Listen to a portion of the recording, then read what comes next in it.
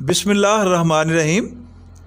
आज हम बात करेंगे पैरासिटामोल और ब्रूफन शरबत की, जो कि हर घर में बच्चों के लिए बड़ी कसरत से इस्तेमाल होते हैं और बच्चों के वालिदैन ये समझते हैं कि दोनों में कोई ख़ास फ़र्क नहीं है, जबकि हकीकत इसके बरअक्स है और ये अक्सर गलत इस्तेमाल हो रहे हैं। इन दोनों में क्या फ़र्क है, आइए देखते हैं तफसील के साथ। सबसे पहले तो ये जानना ज़रूरी है कि पैरासिटामोल हो या ब्रूफन का शरबत, ये मामूली बुखार में नहीं देना चाहिए जब तक कि बुखार तेज़ ना हो जाए या बच्चे के दिल की धड़कन तेज़ हो जाए या उसकी परेशानी लाहक हो जाए। चूँकि मामूली बुखार खुद ठीक करने की सलाहियत हमारे जिस्म में होती है और जिस्म को एक मौका देना चाहिए।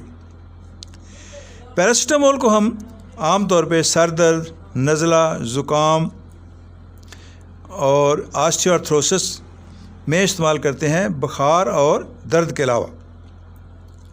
ब्रूफन की दवाई को आम तौर पे हम उन हालात में इस्तेमाल करते हैं जब कोई चोट लग जाए, जब कोई मोच आ जाए या किसी पट्ठे या किसी जोड़ का कोई मसला हो, और जैसे कि कमर दर्द, बुखार और दर्द के अलावा। ये दोनों दवाइयाँ अगर ज़्यादा इस्तेमाल की जाएं तो नुकसानदेह होती हैं। मसलन पैरासिटामोल को अगर ज़्यादा देर के लिए ज़्यादा मकदार में इस्तेमाल किया जाए तो ये जिगर के लिए नुकसानदेह है।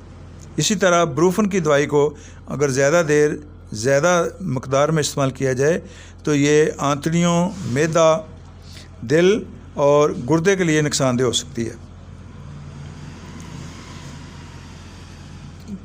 पैरासिटामोल को हम कोविड में इस्तेमाल कर सकते हैं, जबकि ब्रूफन को कतई इस्तेमाल नहीं करना चाहिए। इसी तरह अगर बच्चे को कोई एस्थमा वगैरह की शिकायत है तो उसको ब्रूफन वगैरह कतई ना दें, बल्कि ब्रूफन खुद ब्रोंकोस्पाज़म पैदा करती है, तो ऐसे सिलसिले में सिर्फ पैरासिटामोल ही सेफ़ है। अगर दोनों का मुआवजा किया जाए तो पैरासिटामोल को ही सेफ़ कहेंगे, चूँकि ये 3 माह के बच्चों को भी हम दे सकते हैं, जबकि ब्रूफन 6 माह से पहले नहीं देनी चाहिए।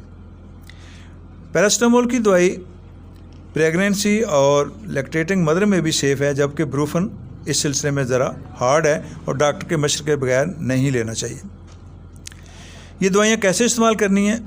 पैरासिटामोल की दवाई को हम खाली पेट इस्तेमाल कर सकते हैं, जबकि ब्रूफन की दवाई को कभी भी खाली पेट इस्तेमाल ना करें, खाने के बाद या खाने के साथ इस्तेमाल करें।